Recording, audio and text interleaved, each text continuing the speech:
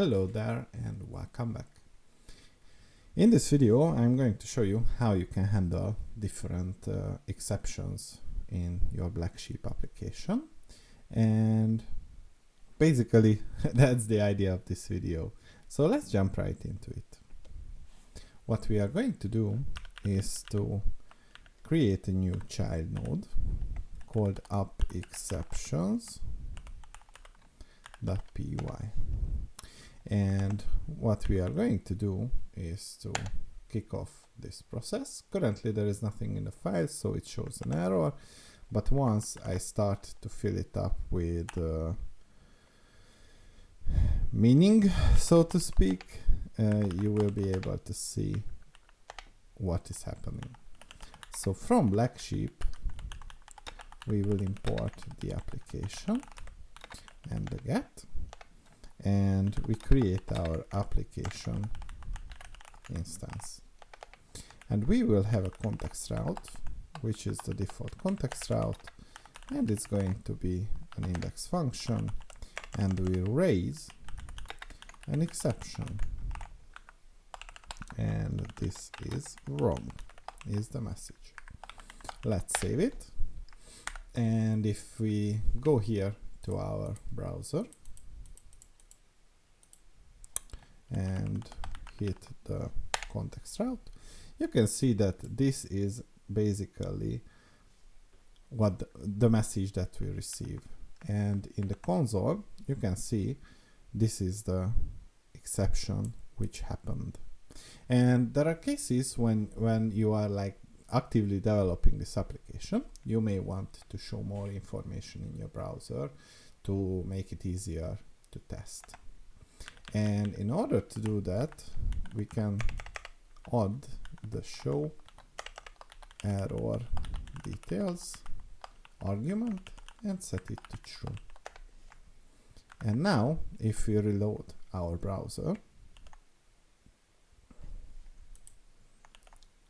you will see that this is the message.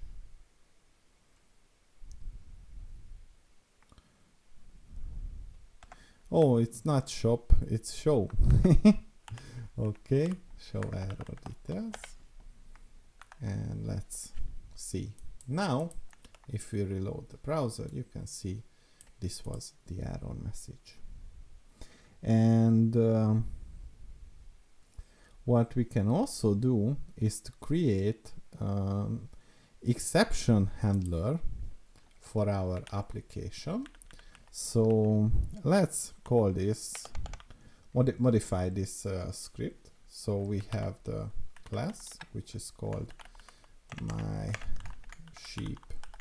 exception, and it is going to inherit from the exception base class, and we leave the body as it is. And with the app.exceptions handlers, and we say that we want a custom exception, which is going to be mySheep exception. We can register with this a function which should be the exception handler. So exception handler, and we also have to define this function. So async def exception handler. And for this, we have to make sure that we have the appropriate arguments. So we have a request and the exception, which is going to be mySheep exception.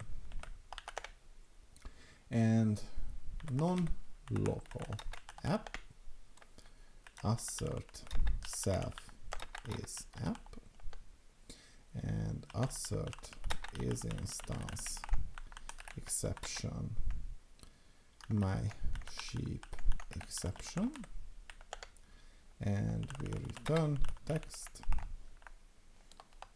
which is basically going to say that the custom exception works. Okay, I think we have to import, yeah, the text as well. And we can also say that we want to import the response. And oh no, we don't want the response at the moment. Okay, we have the text, we have the exception handler. Let's save it. And what we want to do is to check the console. And it's non-local app. I think I know what's the problem here. So we have no binding for non-local app.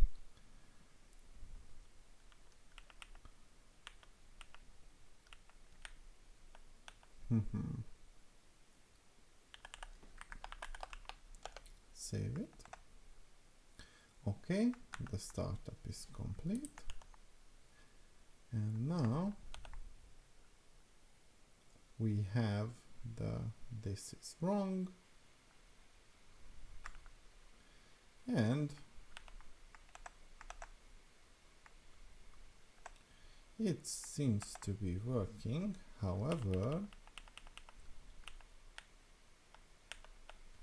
let's call the my sheep exception. And now, if we refresh it, the custom exception works. So this is how we can basically override the exception mechanism and make sure that our exception is the one which is going to be caught and handled.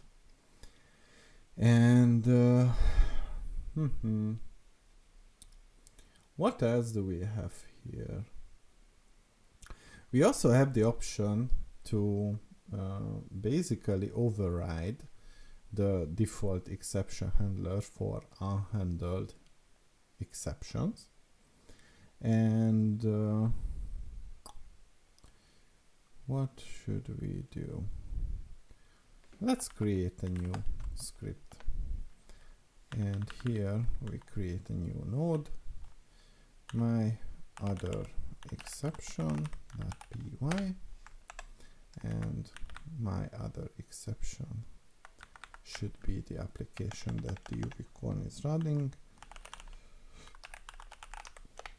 Okay, and let's jump right into it. So from BlackSheep, we import the application and the JSON. And from BlackSheep.messages, we import the request and we define my application as an instance of application. And we have the async def handle internal server error, and we have the request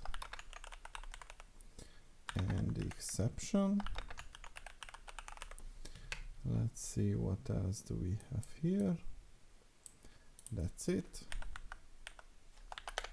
And we want to return JSON based response with the message, wow, this works. And we have the error code 500. And what should we do? Let's see.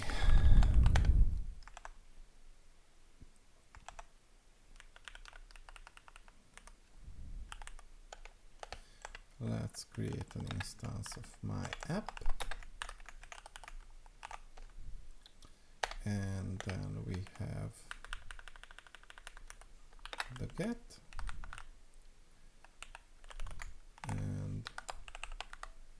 this is the default context route with the index function, and return the whatever. And before that we raise an exception. This is interesting. And if we save it and take it for a test drive, you can see that we have overridden the default behavior. Alright. There is also another thing that we can talk about. So basically we have the option to react in our application with events. And we are going to take a look at how we can do that. So let's close this source code and create a new file, and eventing.py, and here what we want to do is the following. So let's import async.io, and from BlackSheep we import the application, and from BlackSheep the client.pool import client connection pools, and from BlackSheep the client.session we import the client session, and we create our application, and we have an app.lifespan decorator, and we are going to create a function called register HTTP client and async with client session. We have the pools, which is going to be from the client connection pools with the async.io.get running loop,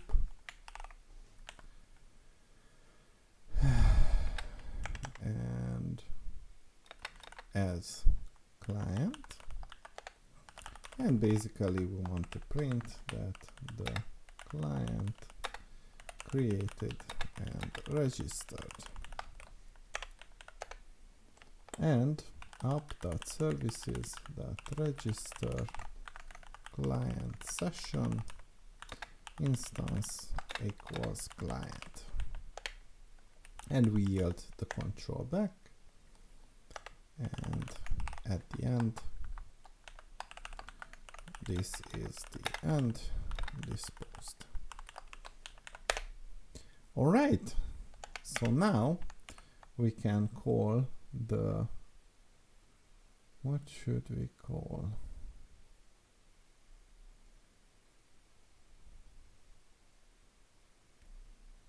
We should have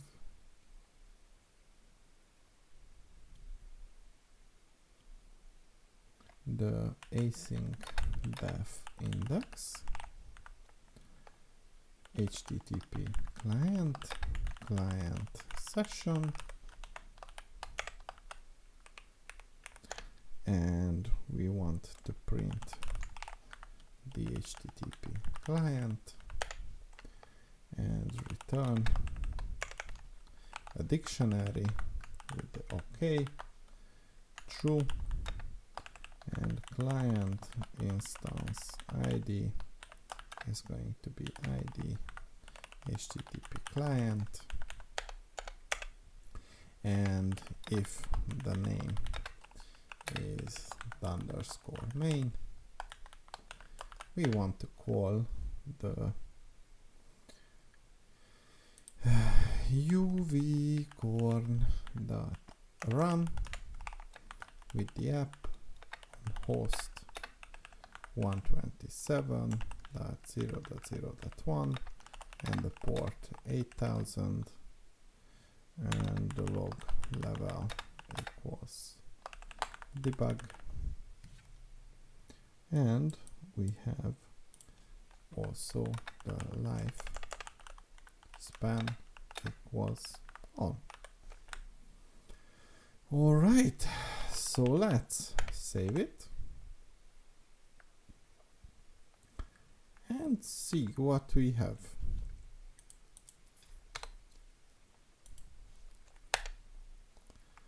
And oh, it was a different app. So eventing. Oh no, this should not be run like this, but rather this. Okay, async def register. Oh, why is it not working? Yep, the lifespan. A sneak. Typo. Async def. Okay. Ho ho. So pip install async IO.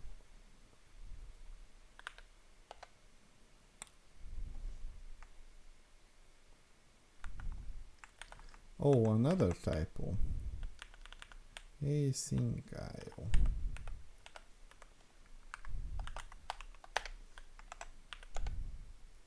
Okay. BlackSheep client pool. Client connection pools.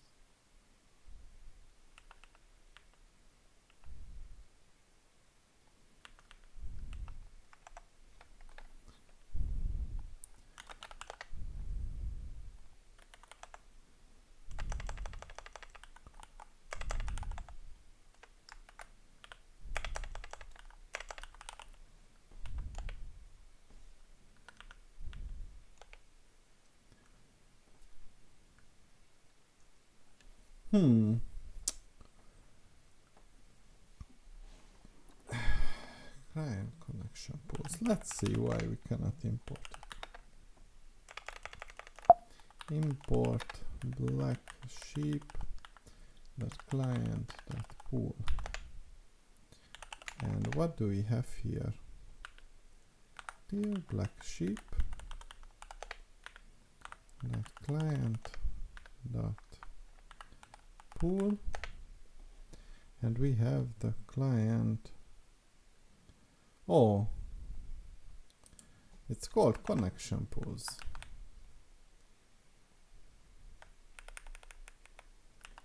Yeah, and let's take the other one from import BlackSheep dot client dot session,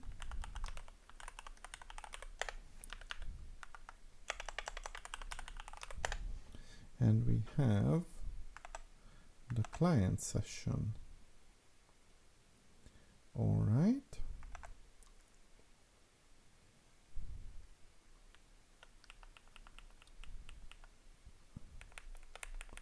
This should be deleted as well. Client session. Okay. Let's see.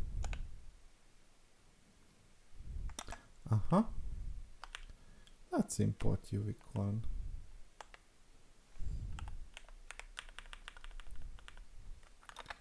UVcorn.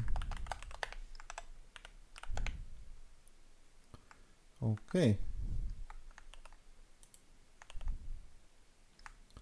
And we have the client created and registered message.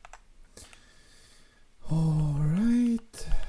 And we also should have one other thing, which is called the router.